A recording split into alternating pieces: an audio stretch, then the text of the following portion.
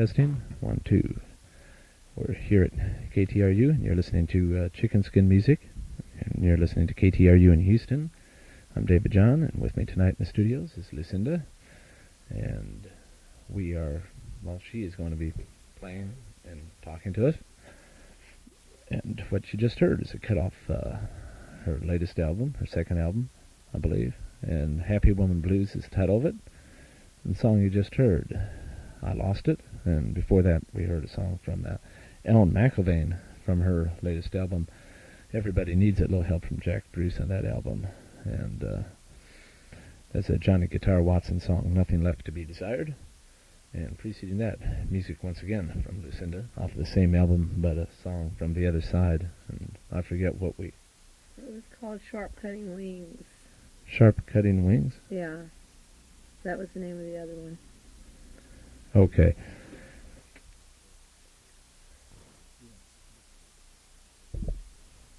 Okay, hopefully. Okay, is this better?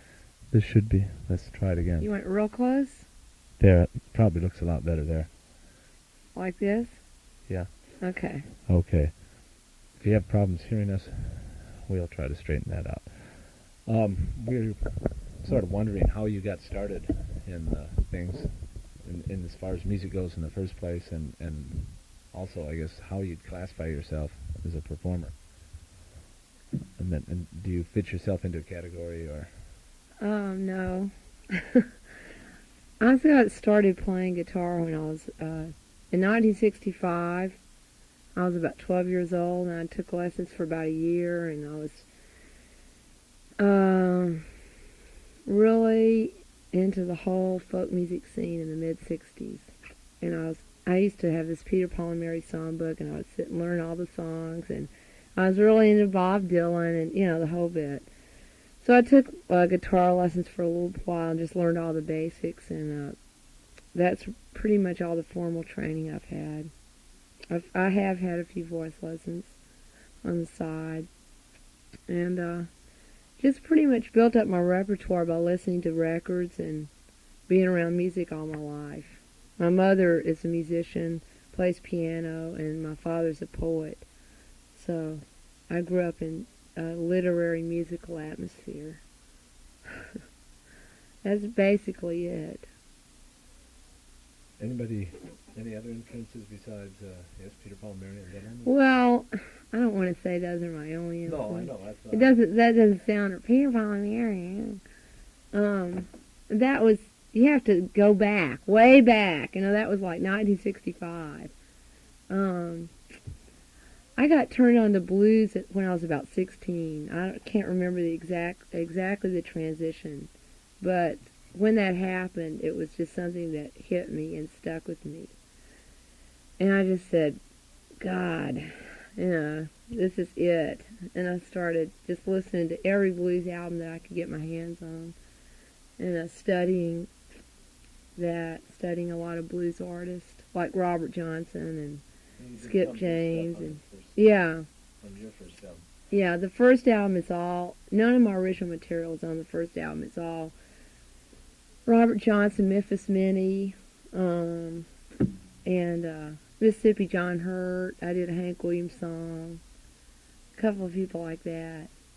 Delta Blues, that's what I really like a lot. But it's sort of a combination between Delta Blues, but also like New Wave, and also like 50s rock and roll, and also like folk and country and western. I love Tammy Wynette and Loretta Lynn, and I was influenced by all of that because I grew up in the 60s and early 70s, and so there's just no way around it. Anybody who plays music today is playing a composite of all those sounds, unless you're completely a purist, which I'm not.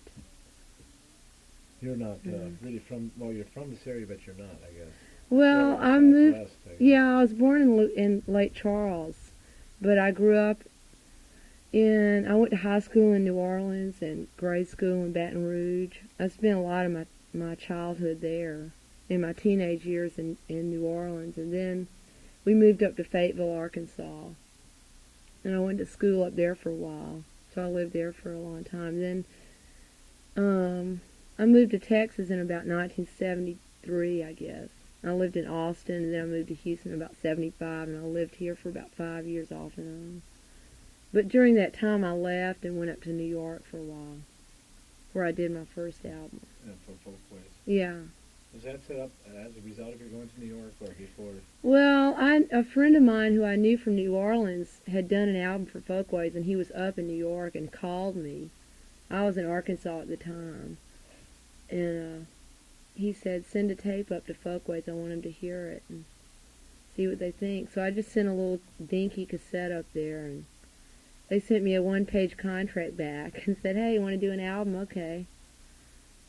So I went to Malaco Studios in Jackson and did an album, just 2-track live head-on with another guitar player, did a bunch of blues songs, and they pressed it, and that was the first album. And then after about a year, they asked me if I wanted to do another one, and that was this one, the Happy Woman Blues album, which I did in Houston with most of the guys who play with me on that were from a group called the Hemorrhage Mountain Boys, who played around Houston for a long time. Rex Bell and Mickey White. Right. And Mickey White's now playing with Townsend Zan in Austin. Also on the CD. And there are a few other Andre people. Matthews, who's played lead on some of Richard's stuff. Right, stuff. right. And would you like to play something for us? Okay, I'd like to play a new one that isn't on the album that I've written since the album came out. That last song, one of your recent ones, I guess, the one that you did just before we went back to recorded music. Oh, the last song that I did live, yeah, it was called All I Want. That's one that is not on the album. Right. And it's nice. When you, I don't know exactly how to phrase this, come back at it from the other direction maybe later on. This is real intelligent of me. Oh, okay. While we're thinking of it, you're going to be playing Fitzgerald's coming up here. Right. Is it the 8th? The 8th, yeah. The 8th. February the 8th. Monday evening, I believe. Mm-hmm. And is anybody going to be playing with you? Or? I'm going to be playing with the Uncle John Turner Band. And Uncle John Turner, we call him Uncle John. He's a drummer. He's played with Johnny Winter for years and years. He plays with Rocky Hill occasionally. And he's going to put together a band they're going to back me up at Fitzgerald's on the 8th. So you have a whole band behind you, too. Yeah, they're going to do like a set themselves and then come out and back me up. And then I'll probably do an acoustic, some numbers acoustically, and then they'll come back out. And, just make a whole show of it. It should fit together pretty nice. Yeah. Do you, the last one you did seems to be a little bit, not stronger, but maybe a little bit more gutsy, I guess, than some of the stuff on the album. Yeah. The songs that I'm writing now are a lot different from the album, songs on the album. A lot of these songs have been written over the period of the last 5 years or so. So it's quite a difference. Like the song Lafayette was written in about 1977, I guess. Something like that. And when you did I guess, since it was all of your own material on this one and none of your material on the other, and you had a lot of material to pull from. Right, a lot of material that I'd written over a period of years that I just compiled on this album. And Happy Woman Blues, several of the songs were written while I was in New York City or right after I got back from New York, which was during the period of like 1978, 79, sometime around there. Have you got a favorite off the album yourself? I like Sharp Cutting Wings, which was just done acoustically with me on guitar and Mickey White on guitar, that was the first one you played. Yeah, the one that we started everything. Yeah, and I like the last one a lot too, King of Hearts. Those are probably my two favorites. We just played that one too. Yeah. So, how long of a period was were both of them recorded in a short amount of time, or? Yeah, this whole album was done in about 4 days. That's pretty much straight through, or? Yeah, about 5 hours a day, 4 days. And at Sugar Hill Studios in Houston. I had a feeling I was going to do this. Well, let's talk about something else. Today's my birthday. Happy birthday. Thanks. I'd like to say happy birthday to me, which has been spent wandering around Houston, jogging in Allen Parkway, watching a fight on Dunleavy, and drinking a beer by myself in Willie's Pub while I was waiting to go on the show. Sounds like an exciting birthday, but... Yeah, well, that's Houston, you know. It comes from not eating dinner. My brain starts to get like cream cheese, you know. Couple of beers and no dinner and pew, it's gone.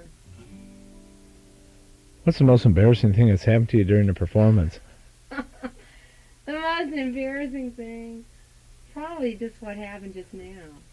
Forgetting the words to a song in a performance, especially something I'm doing live or that I'm taping. It always come back to haunt you. Yeah, or else my voice cracking or something like. One time I was playing at this place in Jackson, Mississippi, at this real low down bar, and this cockroach fell on my head while I was singing. I'm serious, man. First of all, I was already getting ready to walk out of the place because all the people in there were looking up at this little TV hanging from the ceiling watching the football game, and they weren't even listening to me play.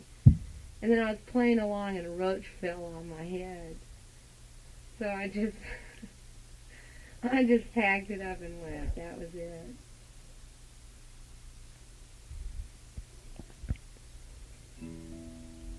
But that wasn't really too embarrassing. That was just, I was too angry to be embarrassed.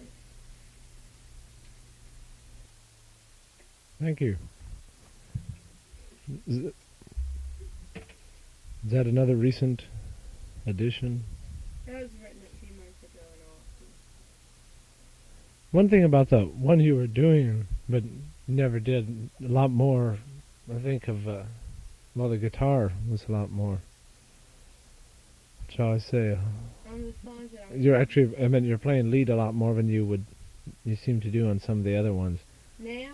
Yeah, I admit. The one that you never finished. Oh, yeah. Well, that's an exception. Yeah, I'm trying to branch out into other... That's why I was wondering if this is a new trend that's developing or just something Not like really that. consciously, that's just the way it happens. It had a real nice feel to it. Thanks. Well, you have to come to Fitzgerald's to hear the rest of that song, folks. Once again, that's coming up February 8th. And what time in the evening, by the way, while we're thinking of it? Let's see. I'll probably start about 10, I would imagine. I think the band's going to come out and do a set at 9, and then I'll probably come out at 10 and play. Fitzgerald's always a nice place, too. Yeah, it's real big, it's roomy, it's real comfortable. They have mixed drinks. It's not a real cold night.